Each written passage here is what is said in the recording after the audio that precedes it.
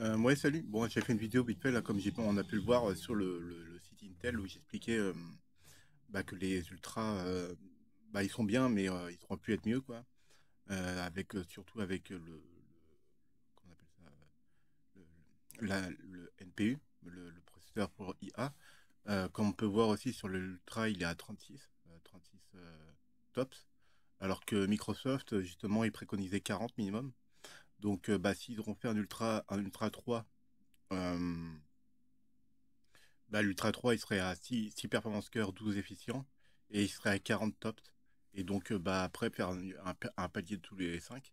Donc, ça veut dire qu'après l'Ultra 5, il aurait 45. Après, l'Ultra 7, il aurait 50. Et l'Ultra 9, 55. Et pourquoi pas 60 pour arrondir, quoi.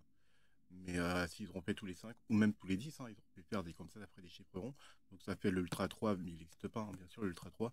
Mais un Ultra 3, 6 et 12 performance cœur efficient, avec 40. L'autre, ils auront fait un 8 et 16. Ensuite, ils ont fait 10 et 20 et 12, 24. Et donc, ça aura fait, après en tops, ça aura fait 40, 50, euh, 60 et on en a les 4, ouais. Donc, ouais, 4, donc ça fait 80. Attends, que j'ai pas de bêtises. Ça fait 40, 40, 50, euh, 60 et 70. Euh, parce qu'en fait, Microsoft demande 40 TOFs minimum. Et ça aurait été des bons processeurs comme ça. Et surtout que si performance cœur et 12 efficient pour un Ultra 3, qui est hypothétique, c'est pas déconnant, quoi. Parce que ça aurait été un i3 de 15e génération, surtout qu'avec ses 6 performance core, parce qu'un performance core, en fait, il a deux threads, et un efficient, on n'a qu'un seul thread, si on calcule comme ça. Et donc, en fait, l'Ultra 3 avec ses 12 et 6, ça aura fait 12, enfin 6 et 12, donc ça aura fait 12 et 12 plus 12, donc 24, donc ça aura fait 24 trades. Et donc celui-là d'au-dessus, 8 et 16, donc 24 trades. Et ensuite 10 et 20. 10 et 20, là ça ferait 20 et donc 40 trades. Et le Ultra 9, il serait 12, 24 et donc 48 trades. Et donc 48 trades avec 80, si je dis pas de bêtises, normalement c'est 80 tops. Donc ce serait 40, 50, 40, 50, 50, 60, 70, ouais, non, 70, pas 80, donc 70 tops. C'est sûr, ça va coûter un peu plus cher, peut-être, mais je veux dire, quand on voit les processeurs, il est. D'autant plus qu'entre l'Ultra 7 et l'Ultra 9, il n'y a pas de grosse différence. C'est que 4 efficients cœur qu'on gagne, et il faut payer 200 € pour 4 efficients. Moi, je trouve ça relativement cher. Surtout que les jeux, maintenant, ils demandent 8 corps minimum. euh, pour cette année, en tout cas, pour les bons jeux. Pour l'année prochaine, ça va être encore plus demandeur de performance score, en fait. Et je comprends pas pourquoi ils ont fait un 6 performance score. Le 6 performance score, ça aurait été pour un i3, par exemple. 6, 12. Donc, ça aurait été bien. Et mettre soit ils mettent l'hyper trading, comme j'ai dit, donc ça aurait fait, vu que ça aurait été ainsi, ça aurait fait 12 et 12, 24, donc 24 trades. Soit ils désactivent totalement l'hyper trading, donc comme ça, 1 pour 2, donc un performance score pour 2 efficients, et donc ça aurait fait l'équivalent de les efficients seraient devenus des hyper trades, et donc ça aurait été, il y aurait une amélioration significative en termes de puissance brute. Et quand on voit que c'est 700 € un ultra 9, voire 750 quand tu ressors d'un site, je comprends pourquoi AMD gagne pas mal de personnes. Surtout que les processeurs AMD, version 8 cœurs, il est intéressant parce que c'est 8 cœurs performants, si on peut dire. Parce qu'après, il y a les CS threads. Mais disons qu'en termes rapport qualité-prix, c'est plus avantageux chez AMD, quoi. Parce que chez Intel, il faudrait prendre un Ultra 7 minimum pour avoir les 8 performances cœur. Parce que justement, si on est dans un jeu, si on prend par exemple l'Ultra 5 avec ses 6 performances cœur, si le jeu demande 8 cœurs pour être plus performant, il va prendre dans les efficients. Et donc les performances cœur vont soit baisser leur fréquence pour justement utiliser tous les processeurs, ou soit ils vont utiliser les efficients pour d'autres tâches un peu, comment dirais-je, qui demandent moins de ressources. Mais le problème en fait avec les efficients, c'est que par exemple si on utilise en pleine charge tous les corps, les performance cœur vont justement, enfin, en tout cas moi c'est l'architecture que j'aurais fait justement en sorte que les performance corps se brident au même niveau que les efficients, de façon à répartir les tâches équitablement entre tous les corps en fait. Et d'avoir un processeur, par exemple, prendre l'exemple de l'Ultra 9, parce qu'il a, il a le bon rapport, je trouve, il a 8 et 16. Et donc, bah, si on fait fonctionner les 24 corps, bah, ce sera 24 corps à 4006 et non 5000, 5007. Donc, on perd 900 MHz en fait, sur 8 corps. Et donc, bah, en fait, on a une perte de performance et c'est dommage. Alors qu'ils auront fait justement directement des 12-24, 12 performance core et 24 efficients, avec 36 corps. Bah, en fait, le fait d'avoir 36 corps, ça aurait pallié en fait le fait d'avoir un pour deux en fait comment dirais-je, ça aurait, bah, déjà niveau concurrence parce que AMD ils sont sortis en version 16 corps, mais leur CS Core, en fait, ils n'utilisent pas le même cache. En fait, le problème, c'est qu'il est désactivé. Et donc, bah, s'ils utilisent ces CS Core, il me semble que il y a les 8 premiers corps qui utilisent bien le cache, qui sont vraiment performants, et il y a une petite perte de performance sur les 8 prochains. Pourtant, c'est un CS Core, mais ils n'utilisent pas ils n'ont pas la même puissance brute de calcul que les 8 premiers corps. En fait, ils ont un 16 corps, mais en fait, c'est un 8 corps amélioré, quoi. Et donc, je trouve ça dommage que les constructeurs font justement ce genre de processeurs. Moi, j'aimais bien moi, les processeurs jusqu'à la 14e génération, ou même pas, parce que la 14e génération, il y avait aussi les efficients. Mais je crois que c'est à partir de la version, la 10e génération ou 9e. Mais en fait, si on reprend les anciennes générations, bon, c'est sûr, après au niveau de la RAM, c'est le DDR4 à 2933 MHz, si je dis pas de bêtises. Et donc on est un peu bridé au niveau de la RAM, au niveau de la fréquence. Mais, euh, mais disons que s'ils ont continué dans leur continuité en fait d'augmenter les corps et faire des trades normalement, avec l'accès au cache pour tous les corps, ça aurait été bien. Parce que là, on arrive sur des processeurs bah, justement qui se brident un peu. Après, je comprends pour la gestion d'énergie. Pour les PC portables, ça aurait été une bonne chose. Mais pour un PC de bureau, je pense pas que les efficients corps soient une solution. Après, certes, s'il y a des milliers, voire même des millions de processeurs ultra-core qui fonctionnent, les efficients corps, là, ouais, on le ressent sur comment je peux dire ça, la quantité d'énergie demandée. Et donc pour l'écologie, c'est une bonne chose, hein. Disons que les versions ultra, c'est pas des versions mauvaises hein, en soi. C'est des processeurs qui vont avoir une meilleure gestion d'énergie parce que bah, justement les efficients ils sont là justement pour moins consommer. Mais s'ils auront suivi une fiche de route, bah, comme je le dis, de un performance score pour deux efficients, de commencer à 6 et 12 et de finir à 24, 12-24, euh, et 48 threads, bah, ça aurait été une bonne chose. Et les versions juste en dessous l'Ultra, bah, ce sera des G 150 ou G 1500 parce que c'est la 15e génération. Et donc bah, là, il aurait 4 corps et 8 efficients. Et ça, pour de la bureautique, bah, c'est très bien, hein, 4 corps et 8 efficients. Ça fait un processeur à 12 cœurs. Euh, il serait peut-être à une centaine d'euros, peut-être 150. Et l'Ultra 3, il serait plus dans les 200, 250. Et l'Ultra 7 serait, bah, il serait dans la même gamme de prix. Il serait plutôt, ouais, je pense, ouais, il serait peut-être l'Ultra 5, il sera peut-être dans les 300, ouais, plutôt dans les 300 euros. Et l'Ultra 7, bah, ils seront à peu près dans le même prix. Et justement, payer un processeur 750 euros avec 36 corps, bah, c'est pas déconnant. Mais là, quand on regarde avec les générations précédentes, en fait, on voit qu'il y a quand même une perte parce que bah, déjà, il a 24 trades, alors que l'ancienne génération avait 32 trades. Il y a moins de trades. Il y a 16, 16 performance cœurs, si je peux dire. Euh, mais il me semble faut que je vérifie, mais je vérifie. Faut pas dire de bêtises. Mais il me semble que la 14e génération, on va taper le 4. Oh, bah alors, une 14. Il me semble qu'ils ont un efficient ou pas? Je sais plus trop. Moi, ils perdent mémoire. Ouais, ils ont des efficients. efficient. Et donc, c'est un rapport de 8 et 16. Et donc, quand on regarde l'Ultra 9, c'est pareil. C'est un rapport, c'est pareil. Il a le même rapport, en fait.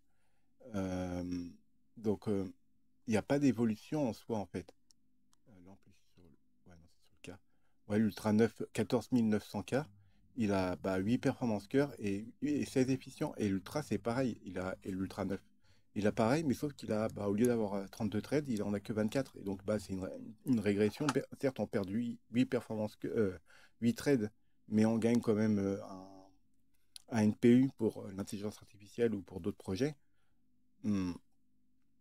Mais je veux dire, techniquement, ils auront pu le faire parce qu'on n'est plus sur du 10 nano, non, 5 nano. On est sur du 3 nano. Il me semble que c'est du 5 nano, ceux-là. Ouais, donc ouais, les 14e génération, c'est du 5 nano. Et là, on est passé sur du 3 nano. Donc dans le die, ils ont plus d'espace. Donc ils auront pu le faire, quoi. Et disons que après, en termes comment on appelle ça, de processeurs intégrés, bon, il y a toujours les versions K et les versions pour overclocker, les versions sont non overclockable, mais avec une partie graphique et la version graphique, etc. Enfin, la version KF et KF. Et disons qu'ils s'ils ont fait ça, et en plus avec les processeurs cartes vidéo intégrés, ils auront mis des cartes Iris dedans, des processeurs intégrés qu'il y a justement dans les PC portables. Actuellement, j'en ai une de génération 11, hein, 11e génération. Donc là, j'ai quand même 4 générations de retard. Mais s'ils ont fait des versions Iris justement intégrées à leur processeur, je pense que les processeurs Iris en termes de GPU sont plus intéressants que les cartes UHD 770 par exemple. Euh, et donc, je pense que s'ils ont fait ça, là, on aura eu une bonne avancée déjà en termes de performance et par rapport à la génération précédente, parce que en fait, on peut voir un ultra 9 avec 12, 24 et donc 48 threads, on aura eu mieux que le ultra 9. Et donc, les gens ont compris que l'ultra 3, c'est un i3, etc. Et jusqu'à l'ultra 9 qui sera un i9, quoi. Et donc, ouais, je comprends pas trop pourquoi ils ont fait cette logique-là. Certes, on gagne un petit peu en performance, ouais, on gagne 100 MHz, mais en fait, on a 5,7 sur les Ultra 9 de 285K. Et là, sur les i9 14900K, on perd justement 100 MHz, mais on perd aussi 8 threads, mais après, bon, on n'a pas le processeur, le NPU, quoi, euh, pour le parti neuronal. Surtout que maintenant, ça va être de plus en plus utilisé avec Windows 11. En plus, d'autant plus que, comme je disais, Microsoft demande 40 tops pour l'avenir, etc. Donc, faire du 40, 50, 40, 50, 60 et 70 pour l'Ultra 9, 70 tops, ça aurait été bien. Tout ça, je pense que ça serait rentré dans un die. Mais en tout cas, d'après ce que j'ai pu voir et lire, euh, les prochaines générations des Ultra seront pareils sur des sockets 1851, si je dis pas de bêtises. Je crois que c'est le bon socket. Mais ils vont pas changer de plateforme en fait de carte mère. Donc les gens qui voudraient changer de processeur pourront changer de processeur sans changer de carte mère. Par contre aussi, faites attention quand vous achetez votre carte mère. Bon, c'est un petit conseil. Bon, après, si vous préférez la carte mère ou non. Mais préférez plutôt les cartes mères qui prennent 256 Go de RAM maximum et non 192 parce qu'avec les 192, vous êtes obligé de prendre des RAM de 48 Go. C'est bien hein, de pouvoir avoir 192 gigas, après pour avoir l'utilité bien sûr. Mais disons qu'imaginons dans 10 ans, par exemple dans 10 ans c'est dans longtemps, mais dans 10 ans les RAM de 64 gigas, ça coûtera plus énormément en termes de prix. Donc après si dans 10 ans vous voulez mettre juste pour vous amuser, mettre 256 gigas de RAM dans votre PC comme ça, et puis ça se trouve avec Windows 12 ou 13 dans 10 ans, euh, peut-être que ça demandera plus de RAM, etc., les jeux, etc. Avoir 256 Go, peut-être que ce sera la norme justement dans une dizaine d'années. Et donc, justement, prendre des cartes mères qui vont jusqu'à 256, même si vous mettez des RAM de 48. Je sais que les RAM de 64 Go sont difficiles à trouver parce que moi-même, j'ai du mal à en trouver. Parce que ce que j'ai trouvé, moi, c'était la PCC, c'était pour les serveurs, mais je sais que ça existe, les 64 Go en DDR5. Euh, Après, c'est sûr, ça coûte un peu plus cher. Disons qu'une RAM de 64 Go, faut compter à peu près 300, 250, 300 euros, je pense. La RAM, une seule RAM. C'est un budget, certes. Mais bon, vous en mettez qu'une, quoi. Bon, certes, il n'y a pas le dual channel, mais en termes d'évolution, parce que la carte mère peut aller jusqu'à 256, bah, après, bah, vous mettez les autres RAM, etc. Et déjà, avec de RAM du Channel, vous êtes déjà à 128 Go, et là, vous êtes tranquillement pendant 5 ou 6 ans, voire plus. Euh, je sais que c'est peut-être pas beaucoup hein, pour certains, parce que la plupart des gens, ils vont quoi avoir soit 32, peut-être 64, mais pas 96 gigas, voire 128 dès le début, quoi, pour avoir du HTML, quoi. Mais je suis plus quelqu'un qui va plus regarder dans l'avenir, dans le futur, en fait, si la carte mère est waterproof, si je peux dire, si je crois que c'est le terme. Et donc, bah, prendre des cartes mères qui vont justement chez la 256. En plus, il y a une carte mère. euh, alors c'est Metal.net, ouais, c'est ça. Alors, ouais, je vais souvent sur ce site. Bon, c'est pas les. Bon, ouais, il est à peu près le même prix que LDLC, mais alors composant. euh, mais ouais, on s'y retrouve bien quand même dessus. En plus, ils ont une entreprise à Nantes, donc c'est plutôt cool, quoi. Donc ouais, quand je vais dans les cartes mères et que là je prends les. Bah ouais, c'est ça, c'est 1851. Et donc après, bah, le nom M2. Voilà pourquoi aussi je reste chez Intel, malgré que AMD, ils ont quand même des bons processeurs. Mais chez Intel, en fait, ils ont la Asus ROG Strix Z890E Gaming Wi-Fi. Bon, elle est à 629 euros. Bon, c'est une carte mère qui vaut relativement cher. Mais cette carte mère, elle est intéressante. Surtout, bah, il y a le Wi-Fi, certes. Bon, malheureusement, elle va jusqu'à 192 Go de RAM. Et ça me fait chier parce que bah, je suis obligé d'utiliser des rames bâtards, quoi, si je peux dire. Bon, je ne sais pas si le terme est correct, mais pour moi, c'est des rames bâtards parce que pour moi, ça aurait dû être 16, 32, 64, 128, etc. et pas des rames entre les deux. Surtout que ça se trouve, ils vont nous faire payer aussi cher une RAM de 48 Go au même prix qu'une RAM de 64 Go. Donc, disons que sans se rendre compte, en fait, ils augmentent les prix. C'est un peu comme, bah, comme quand on était plus jeune, je sais pas, il y a 20, 25 ans en arrière. Je sais pas si vous vous rappelez les gâteaux Prince, par exemple. C'était des gâteaux bah, qui étaient beaucoup plus. La circonférence était beaucoup plus grande. Je crois que c'était des paquets de 300 grammes, je crois, ou 60, 160 grammes. Enfin, en tout cas, plus le temps passe, et en fait, on en a moins et on paye aussi cher. Et bah, c'est pareil pour tous les produits, en fait. Il y a tout qui perd en volume. On perd en volume en termes de nourriture, etc. Et c'est pareil pour l'informatique. Euh, je comprends, les ressources deviennent de plus en plus rares, etc. Mais les entreprises, ils pourraient très bien, par exemple, moi je sais que, bon, après, je peux pas me mettre à la place du PDG d'Intel, mais ou quoi que ce soit, mais je veux dire, ils pourraient faire une filière ou quelque chose pour recycler en fait leurs processeurs. Par exemple, imaginons que bah, les gens, ils renvoient leurs processeurs pour justement, par exemple, imaginons que vous achetez, mettons, actuellement, là, vous achetez un Ultra 7, dans 5 ans, vous les changez, vous envoyez au, comment on appelle ça, bah, au site qui vous a vendu. Bon, bien sûr, si c'est peut-être en Chine et tout, ça va être plus compliqué. Mais imaginons que j'achète un processeur sur Material.net, j'achète un Ultra 9, par exemple, et dans 5 ou 6 ans, bon, espérant que l'entreprise fonctionne toujours, et bah, je renvoie mon processeur et je reçois un cashback, en fait, un petit peu une réduction en fait pour mon prochain processeur, mais que chez Intel en fait. Et faire ça pour toutes les marques. Et de façon comme ça, bah, le fournisseur de matériel électronique, bah, il prend tous ces processeurs-là et les envoie chez Intel. Intel, il peut les recycler et justement récupérer les composants. Parce que bah, il y a l'or, il y a d'autres composants qu'on peut peut-être récupérer. Tout n'est pas acheté.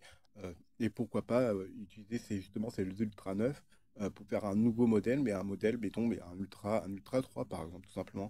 Les processeurs de haute génération, enfin haute gamme de maintenant, ça se trouve, ce sera des bas de gamme de demain.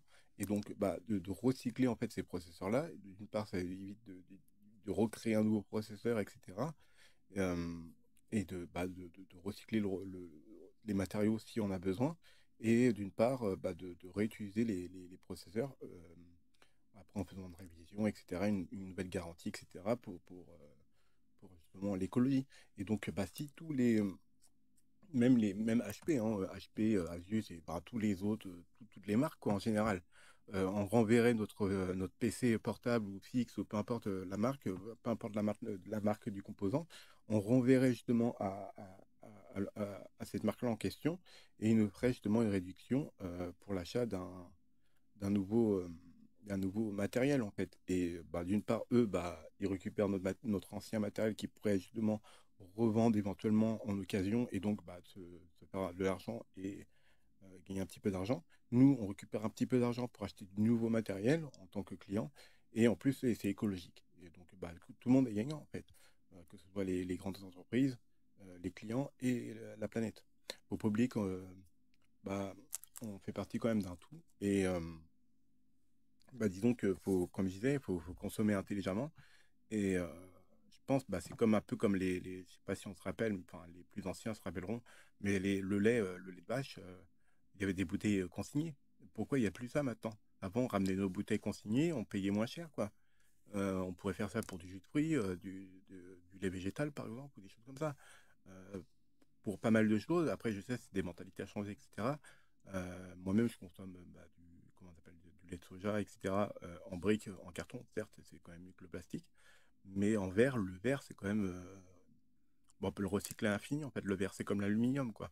Alors que les autres matériaux, le plastique, c'est pas, on peut pas le recycler à l'infini.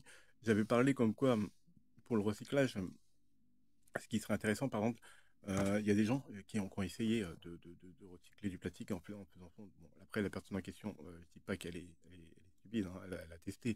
Donc déjà, être dans l'action, c'est une bonne chose, hein. Je salue justement cette action d'essayer. Mais disons que la personne, en fait, elle a voulu aussi recycler son plastique, mais en fait, elle a mis ça dans une casserole et en essayant de faire fondre son plastique. Alors que pour faire fondre du plastique, déjà, il y a plusieurs types de plastiques différents qui fondent pas à la même température. Déjà, il y a ça, premier cas. Et donc, bah, par exemple, si on prend des bouteilles en plastique, maintenant, on va prendre les eaux de l'eau en bouteille, par exemple, bah, c'est pas les mêmes plastiques qui sont dedans. Il faut déjà faire un premier triage. Et ensuite, le papier, le papier qui est autour, qui est la marque de la bouteille d'eau. Et ensuite, bah, de le passer dans un broyeur pour créer comme un copeau, un espèce de copeau bien fin de plastique, comme des microbilles en fait de plastique. Et ces microbilles, en fait, après de les mettre prendre un moule et mettre toutes ces microbilles sur bah, le moule et après chauffer, mais pas chauffer comme un gros bois, chauffer à une certaine température de façon à ce que ça fond, mais que ça ne brûle pas. Et de façon, après, on pourra refaire des plaques et justement, ces plaques-là, on pourrait les réutiliser. Et pour de la construction, par exemple, et pas mélanger tous les plastiques, etc. Mais disons que en tout cas, c'est ce que je vais essayer de faire. Euh, après, je ne sais pas combien d'énergie ça va me demander, ou même d'essence. Je ne sais pas ce que je vais utiliser. Enfin, je ne vais pas asperger ça avec de l'essence, bien sûr. Mais disons que faudrait que je trouve des plaques en fer, etc. Faudrait que je trouve aussi des trucs en plomb, des moulages, etc. Mais en tout cas, c'est un truc que j'aimerais essayer. Bah, justement, c'est de récupérer. Mais c'est parce que il m'arrive de boire du Brescola. Je ne bois pas jamais de Coca-Cola parce que bah, je refuse de donner de l'argent à cette marque-là. Je préfère acheter du Brescola qui est une société qui est pour la Bretagne, etc. C'est français. J'ai pas envie de donner de l'argent à une multinationale qui brasse des milliards. Je préfère prendre du Brescola ou du Bresse Limonade parce que ça existe aussi. Ils ont même fait du Brescola à la cerise. Ils ont fait, il me semble qu'ils ont fait à la cerise et au citron ou vanille peut-être, je sais plus. Ben, voilà, c'est plutôt cool. Et en plus, il est pas dégueu, quoi. Et puis, c'est pas la version cola de chez Lidl. Moi, personnellement, je vois la différence. Certaines personnes préfèrent le cola de Lidl. Bon, soit les goûts et les couleurs, comme on dit, hein, chacun choisit. Pour moi, personnellement, je préfère donner mon argent à Brest Cola. Euh, mais ouais, ces bouteilles-là, par exemple, bah, faire des copeaux, en fait, des copeaux de billes, et justement de les recycler de façon à faire des petites plaques, des plaques. Après, passer un truc assez lourd qui les aplatirait, de façon à faire des plaques et pourquoi pas après faire des serres avec ou autre. Après, ça reste rudimentaire. Je vais pas sculpter un truc dessus pour créer des figurines, etc. Mais pourquoi pas faire des moulages, même pour les imprimantes 3D, hein. Utiliser du plastique de bouteille, par exemple, ça pourrait être intéressant, hein, de les broyer, de créer un espèce de copeau, et qu'on mettrait ça dans un espèce de réservoir, dans une imprimante 3D qui chaufferait directement à la bonne température, de façon à que ce soit suffisamment chaud, mais suffisamment froid pour pas que ça dégouline de partout, parce que c'est trop liquide et trop dur, parce que bah, il ne peut pas se déplacer. Mais pourquoi pas utiliser ce plastique-là, des bouteilles en plastique, faire des filaments avec, ou même des copeaux comme ça, comme du sable un peu, et qui chauffe, l'imprimante 3D chaufferait directement et faire des figurines avec. Bah, c'est tout à fait envisageable. Et donc nos déchets en fait sont revalorisés, surtout que le plastique, bah, c'est quand même une pollution qui va rester quand même pendant plusieurs centaines d'années sur Terre. Et donc bah, les prochaines générations, bah, ils verront encore du plastique. D'ailleurs, il y a quoi? C'était en 2017, je crois, ouais, 2017. Il y avait quelqu'un qui avait à la plage retrouvé un vieux papier de Reader, quoi. Et les Reader, c'est l'ancienne marque de Twitch, comment on dit ça? Twix, la marque Twix, quoi. Et avant, ça s'appelait Reader. Et bah, c'est un truc des années 86 ou 87, dans ces eaux-là. Donc, c'est pour dire que le papier, il est resté comme ça pendant quasiment 30 ans dans une plage, quoi. Donc, 30 ans, et on voyait encore la marque écrite dessus, quoi. Donc, c'est pour dire que le plastique, il est quand même vachement. Il est beaucoup dans la vie de tous les jours. Et donc, bah, c'est bien de le diminuer. C'est pour ça, d'ailleurs, que je récupère mes Basta Box pour faire des pots pour mes plantes. Ça permet de recycler les choses. Le papier cartonné, etc. Ça aussi, ça peut être, s'il n'y a pas de fine couche plastifiée dessus, à moins qu'on l'enlève avant. Mais ça peut être utilisé comme, par exemple, pour les mettre dans la cheminée ou des choses comme ça. Au lieu de jeter le papier, le carton, etc. Ça peut être utilisé dans les poêles, par exemple. Et pourquoi pas déchiqueter ce papier-là, d'en faire des petits copeaux.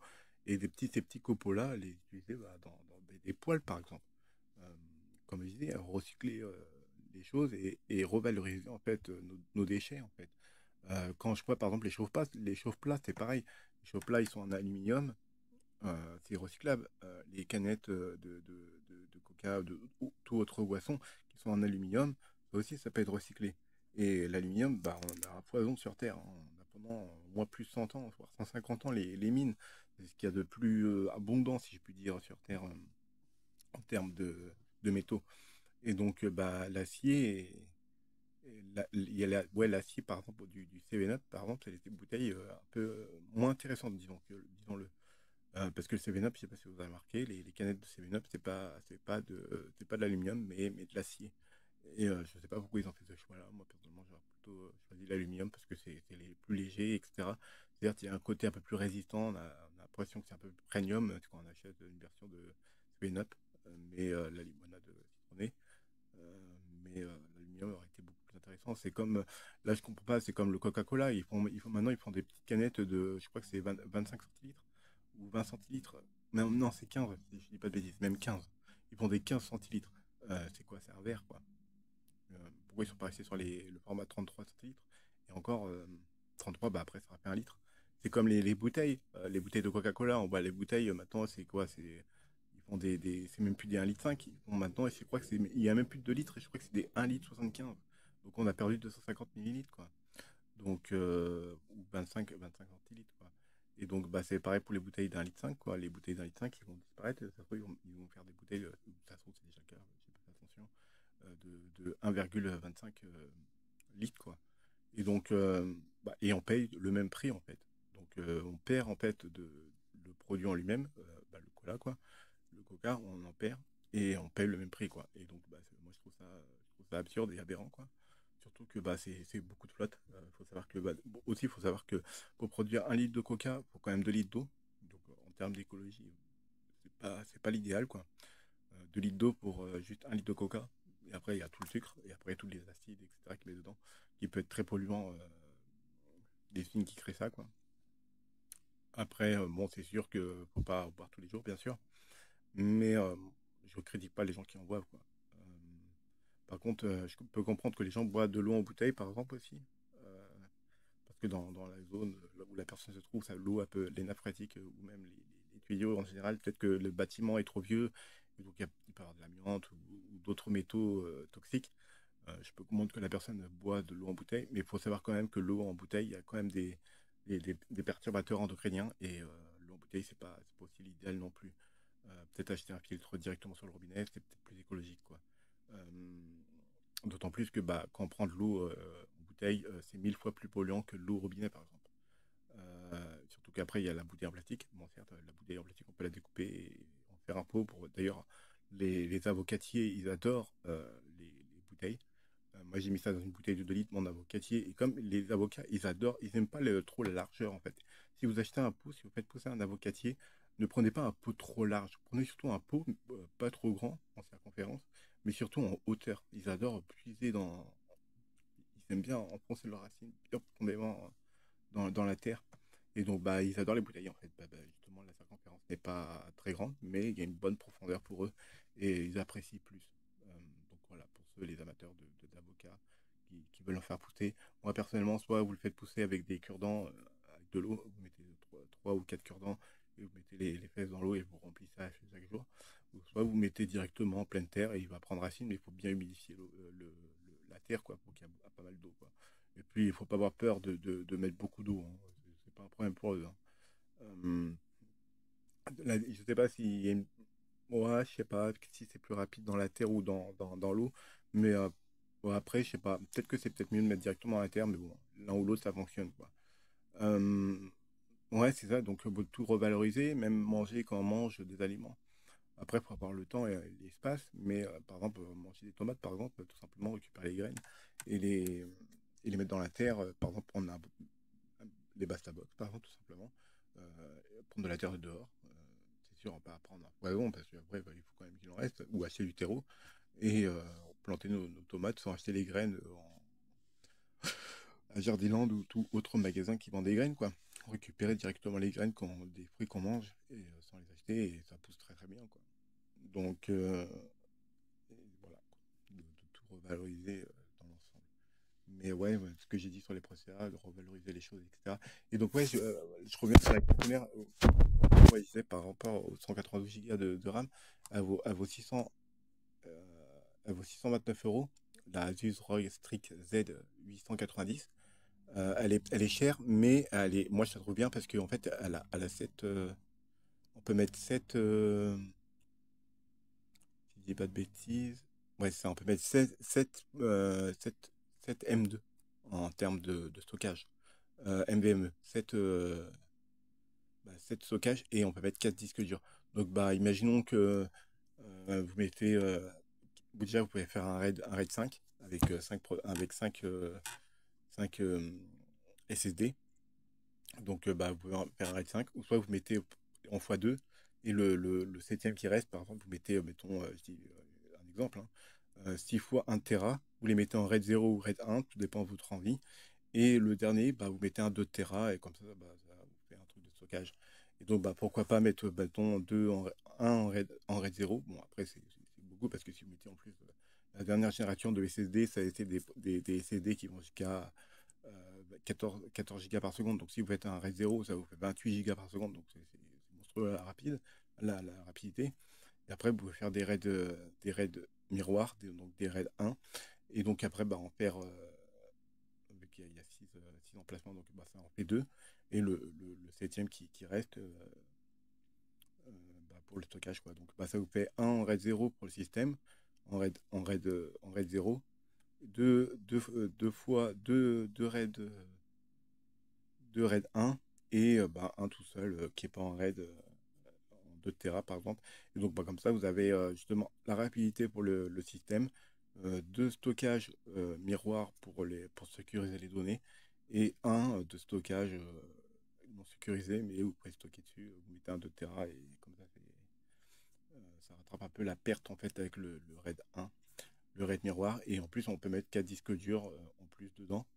Euh, 4 disques durs, donc vous pouvez mettre ça des gros disques durs, 3,5 pouces, vous mettez 10, plus même, si ça va on peut même trouver, là en ce moment chez les distributeurs, ils vendent des 24 Tera, mais il existe, j'ai lu un article de 32 Tera, ils font des 32 Tera, donc bon, après, bon, c'est pas, je crois que c'est 1 000 € le disque dur, mais, disons que pour ceux qui filment en 8K, je sais qu'il y a des youtubeurs en 8K, quand tu filmes en 8K, même en 4K, ça prend énormément de place, surtout si tu fais un live de 4, ou voire si ce n'est 12 heures de live. Avoir un gros disque dur dedans, c'est quand même assez pratique, quoi. Surtout qu'après, bah, si la personne veut archiver après ses rushs, les garder en 4K, c'est quand même pratique que les Dove Scale. En fait, bah, les passer en Full HD, diminuer la résolution pour le stockage, pour que ça prenne pas de place. Et donc, bah, des gros disques durs comme ça, c'est surtout bien pour les youtubeurs, ou même des gens qui vont dans le cinéma, hein. Il faut savoir que ça prend énormément de place. Le cinéma, par exemple, ils vont peut-être filmer en 4K ou même 8K, mais après, ils vont rétrécir l'image en 4K pour voir moins les imperfections. Et quand ils font comment on appelle ça, du montage dessus, etc., les montages se voient moins, en fait. Et en fait, bah, en compressant l'image, ça permet en fait moins voir les imperfections, de passer sur un grand format et de passer plus petit. Et il y a moins de pertes, en fait. Que si vous faites directement de la Full HD ou de la 4K, passer de la Full HD, vous réduisez moins, bah, ça fait 4 écrans en moins, quoi. Faut savoir que de la Ultra HD, la 4K, la vraie 4K, c'est 4 fois du Full HD, quoi. C'est comme si vous mettez 4 écrans Full HD, bah, ça vous fait de la 4K. Et la 8K, bah, c'est 4 écrans 4K et bah, ça donne un 8K, quoi. Bon, pour l'instant, il n'y a pas beaucoup de flux vidéo qui font de la 8K, mais ça, ne, ça va pas tarder à arriver. Je pense d'ici 2026, entre 2026 et peut-être 2028, on aura de la 8K. D'ailleurs, ils ont commencé au Japon, hein, en diffuser euh, pour un truc sportif. Euh, mais voilà. Donc, ouais, les gros disques durs et tout, ça peut être utile. Donc là, on peut en mettre 4. Soit vous partez sur des gros disques durs, soit vous partez sur des SSD des grosses capacités, quoi. En tout cas, il faut que ce soit mieux que les M2 que vous mettez dedans. Les M2, de toute façon, pour 140 euros, pour avoir un 2 Tera, donc c'est pas excessif. Donc, il suffirait de mettre. Non, donc là, il faudrait mieux avoir comment dire. Parce que là, si on met 7 fois 2 Tera, ça fait 14 Tera. 14 Tera en SSD NVMe pour un joueur, c'est plus que suffisant. Mais ça permet d'en fait d'installer toute la bibliothèque. Par exemple, si vous jouez à je sais pas, beaucoup de jeux ou qu'il y a des jeux que vous voulez tester. Et puis même quand on voit que certains jeux fait 100 gigas, moi je me rappelle quand je jouais à Arc et parce que j'avais les extensions, etc. Avec l'ancien compte Steam que j'ai paumé. Et bah, avec les mods, etc., je peux me monter jusqu'à 200 gigas le jeu, quoi. 200 gigas, ou même quand tu vois certains jeux qui montent jusqu'à 150, 200 gigas, le jeu, quoi. Quand tu as un SSD de 1 Tera, tu mets 5 jeux, tu n'as plus de place, quoi. Surtout pour des systèmes d'exploitation. Donc, partir sur 2 Tera à 140 euros, ça, c'est pas excessivement cher. Certes, vous n'avez pas la dernière technologie en 5.0 du PCI Express, si je peux dire. Je crois que c'est ça. Ouais, si je dis pas de bêtises. Donc, bah, vous n'avez pas les 14 gigas par seconde, mais vous avez quand même des vitesses quand même assez conséquentes, quoi. Et puis 140 euros pour 2 Tera, moi je trouve ça pas si cher que ça. Et donc, bah, ouais, ça fait 14 gigas. Et donc, soit vous partez sur du 4, 4 disques durs, enfin 4 SSD en 2,5 pouces en 8 Tera ou moins, parce qu'après, c'est la fonction du prix, quoi. Les 4 Tera, je sais que c'est 400 euros, si je dis pas de bêtises. Euh, Donc voilà, bon après c'est peut-être mieux de mettre des disques durs, vu que vous avez quand même 7 M2. Bon, je suis pas là pour vendre le truc, mais c'est pour expliquer le truc, quoi. Mais bref, mettre des gros disques durs, quoi. Bon, des grappes qui est intéressant. Après, faut pas tout mettre sur un seul disque, en fait. C'est quand même bien de tout dispatcher sur plusieurs disques. Parce que bah, les gens qui vont prendre un gros disque dur de 24 Tera, c'est quand même bien d'en avoir deux pour faire un RAID miroir pour pas perdre toutes ces données. Ou même si vous dispatchez les données pour pas tout perdre. Certaines personnes, ça peut arriver. Et, mais après, il faut savoir aussi que quand on crée des grappes dans un réseau en RAID 1, reconstruire un RAID miroir de 24 Tera, ça peut prendre jusqu'à plusieurs jours. Donc voilà. Donc bah, après, prendre, je sais pas, 12 peut-être, 12 Tera, ou peut-être 14, voire 16. En tout cas, moi personnellement, ce serait maximum du 16 Tera si je prendrais, parce qu'après, ça devient un peu trop gros. Euh, mais ouais, 4 disques durs et 7 SSD, c'est quand même assez cool, quoi. Et ouais, bon, en tout cas, bah, je partirai sur ce genre de carte mère pour l'instant. Mais comme j'ai dit, j'ai voulu commander un disque dur. Je sais pas pourquoi ça s'est pas passé. Ça m'a fait paiement refusé. Alors que bah, je peux commander sur internet et bah, je comprends pas trop, quoi. Faut que j'appelle, je sais pas, on est le quand? On est lundi, bah, j'appellerai demain. Je vais rester avec la banque. Leur demander bah, ce qu'il en est, quoi. Comment c'est fait, quoi. Parce que ça m'embête un peu, quoi, parce qu'il me faut un disque dur 3 Tera. Pourquoi 3 Tera? Parce que bah, j'ai mon boîtier, en fait, je peux mettre 4 disques durs dedans. Et j'ai un disque dur de 2 Tera. Et bah, c'est pour remplacer le 2 Tera pour mettre un 3 Tera. Et mon boîtier peut accepter les disques durs maximum de 3 Tera. Donc bah, ça fera 4 disques durs de 4 Tera. Et en même temps, bah, je prends deux boîtiers externes en 3,5 pouces pour mettre mes deux disques durs de 2 Tera. Et en fait, bah, ça me permettra de stocker, de déjà remplacer le 2 Tera, mais ce qu'il y a du 2 Tera, mais dans le 3 Tera. Et justement, mes 2 fois 2 Tera, de toute façon, j'ai utilisé mes disques durs. Que j'ai des petits disques durs. C'est des petits disques durs comme ça, là, de 2,5 pouces. Hein, c'est des petits. C'est des 500 gigas, donc c'est pas énorme. Et donc là, celui-là, il est à moitié plein déjà. Ça va assez vite. Euh, Surtout que bah, quand toutes les données que j'ai, là actuellement, bah, j'ai pas pas dire toutes les données, mais je dois être une vingtaine de Tera. Donc, il me faut plus d'espace, quoi. De toute façon, il y a, il y a aussi un boîtier. Bon, si ça coupe, c'est que j'ai un manque de place. Mais composant, boîtier. Donc là, voilà. Je vais dire le boîtier que j'ai vu qui m'a tapé dans l'œil. Euh, donc il est dans les. Voilà, il est dans les deux. Ah, les 200. Est-ce qu'il est dedans? Est-ce qu'ils vont. Ah, voilà, c'est celui-là.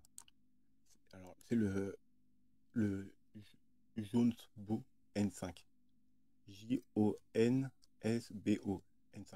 En fait, ce qui est bien avec celui-ci, c'est que on peut mettre 12 disques durs de 3,5 pouces. Soit on met 4 disques durs de 2,5 pouces, ou soit on met 4 ventilateurs de 120 mm. Et pour faire un petit serveur de stockage, un NAS. Je trouve ça très intéressant parce on peut mettre 12 gros disques durs, mettons 12 x 12 Tera, et mettre 4 SSD par exemple de 2 Tera. Euh, et donc voilà, ça fait un truc de stockage et après les mettre tous en miroir et ça donne un truc intéressant, quoi. Et donc en tout, dans le boîtier, on peut mettre. J'ai un peu de mal des fois, ouais, là j'ai du mal à respirer. Donc là, ça fait, ouais, on peut mettre 16 disques durs. 16 disques durs, moi j'ai pas trouvé de boîtier qui aussi compact et où on pouvait mettre autant de disques durs. Et bon, il a 250 € le boîtier, mais pour faire un NAS, j'ai pas trouvé mieux en fait. Et donc après mettre un AMD avec un processeur graphique intégré dedans, un 6 core par exemple, c'est suffisant, avec 16 Go de RAM. Et pourquoi pas mettre une carte graphique, éventuellement une petite carte graphique pas trop lourde, enfin pas trop puissante, genre une RX 6400 pour rester dans les mêmes thèmes AMD quoi. Et ça peut être assez cool quoi. À faire, à monter quoi. Et ça coûtera pas si cher que ça quoi. Donc voilà. Je vous fais des photos. Hein. Prenez soin de vous et tchuss.